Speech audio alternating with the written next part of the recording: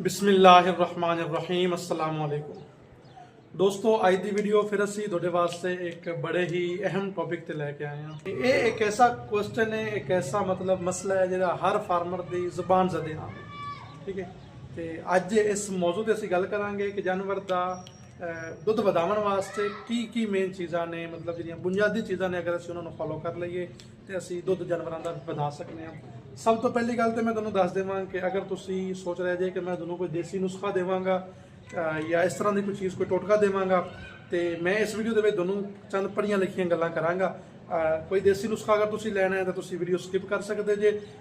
ਤੁਸੀਂ ਕਿਸੇ ਕੋਈ ਦੇਸੀ ਨੁਸਖਾ ਲੈਣਾ ਤੇ ਕਿਸੇ ਵਪਾਰੀ ਦੇ ਮੱਥੇ ਲੱਗੋ ਜਾਂ ਕਿਸੇ ਜੱਟ ਬੰਦੇ ਦੇ ਕੋਲ ਜਾਓ ਜਿਹੜਾ ਇਹਨਾਂ ਕੰਮਾਂ ਦੇ ਵਿੱਚ ਮਾਹਿਰ ਹੈ, ਉਹ ਤੁਹਾਨੂੰ ਬਿਹਤਰ ਦੱਸ ਸਕਦਾ ਹੈ। ਜਾਂ ਵੀਡੀਓ ਦੇਖਣ ਵਾਲੇ ਅਗਰ ਕਿਸੇ ਦਾ ਤਜਰਬਾ ਹੈ, ਕੋਈ ਦੇਸੀ ਟੋਟਕੇ ਇਸਤੇਮਾਲ ਕਰਦਾ ਹੈ, ਤਾਂ ਉਹ ਸਾਨੂੰ ਕਮੈਂਟਸ ਵਿੱਚ ਦੱਸੇ, ਅਸੀਂ ਅਗਲੀ ਵੀਡੀਓ ਦੇ ਵਿੱਚ ਸ਼ੇਅਰ ਕਰ ਦੇਵਾਂਗੇ।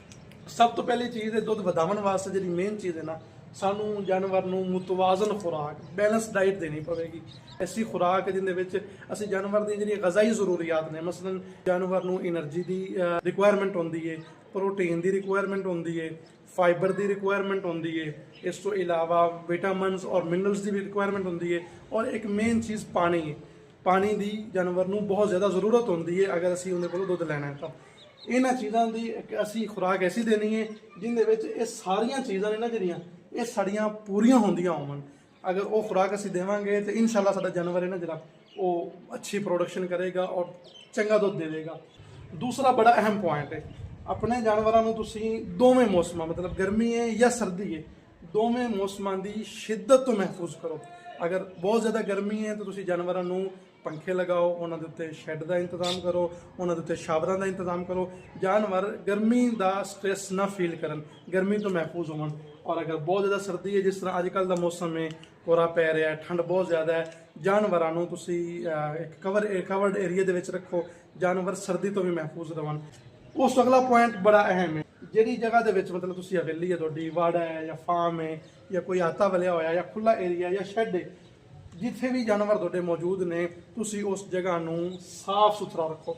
ਜਾਨਵਰਾਂ ਦੇ ਥੱਲੇ ਗੰਦਗੀ ਨਹੀਂ ਹੋਣੀ ਚਾਹੀਦੀ, ਜਾਨਵਰਾਂ ਦੇ ਥੱਲੇ ਗੋਬਰ ਨਹੀਂ ਹੋਣਾ ਚਾਹੀਦਾ, ਜਾਨਵਰਾਂ ਦੇ ਥੱਲੇ ਗੰਦਾ ਪਾਣੀ ਨਹੀਂ ਹੋਣਾ ਚਾਹੀਦਾ। ਅਕਸਰ ਯੂਰਨ ਵਾਲਾ ਪਾਣੀ, ਪਿਸ਼ਾਬ ਵਾਲਾ, ਜਾਨਵਰਾਂ ਦੇ ਪਿਸ਼ਾਬ ਵਾਲਾ ਪਾਣੀ ਉਹਨਾਂ ਦੇ ਥੱਲੇ ਇਕੱਠਾ ਹੁੰਦਾ ਹੈ, ਔਰ ਇਹ ਜਾਨਵਰ ਵਾਸਤੇ ਇੰਤਹਾਈ ਸਟ੍ਰੈਸਫੁਲ ਚੀਜ਼ ਹੈ, ਔਰ ਇਸ ਦਾ ਅਸਰ ਉਹਦੀ ਪ੍ਰੋਡਕਸ਼ਨ ਤੇ ਪੈਂਦਾ ਹੈ, ਇਸ ਦਾ ਅਸਰ ਉਹਦੀ ਸਿਹਤ ਤੇ ਪੈਂਦਾ ਹੈ। ਇਸ ਤੋਂ ਅਗਲਾ ਸਾਡਾ ਪੁਆਇੰਟ ਹੈ ਕਿ ਜਾਨਵਰਾਂ ਨੂੰ ਜਿਹੜੀ ਵੀ ਜਗ੍ਹਾ ਦੇ ਵਿੱਚ ਮੌਜੂਦ ਨੇ, ਉਹਨਾਂ ਨੂੰ ਤੁਸੀਂ ਮੱਖੀ, ਮੱਛਰ, ਚਿੱਚੜ, ਪਿੱਸੂ ਇਹਨਾਂ ਤੋਂ ਮਹਿਫੂਜ਼ ਕਰੋ। ਤੁਹਾਡੇ ਫਾਰਮ ਤੇ ਗਰਮੀਆਂ ਦੇ ਵਿੱਚ ਤਾਂ ਅੱਜ ਕੱਲ੍ਹ ਦਾ ਮੌਸਮ ਸਰਦੀਆਂ ਦਾ ਹੈ, ਗਰਮੀਆਂ ਦੇ ਵਿੱਚ ਬਹੁਤ ਜ਼ਿਆਦਾ ਮੱਖੀ ਮੱਛਰ ਹੁੰਦਾ ਹੈ, ਜਾਨਵਰ ਇੰਤਹਾਈ ਤੰਗ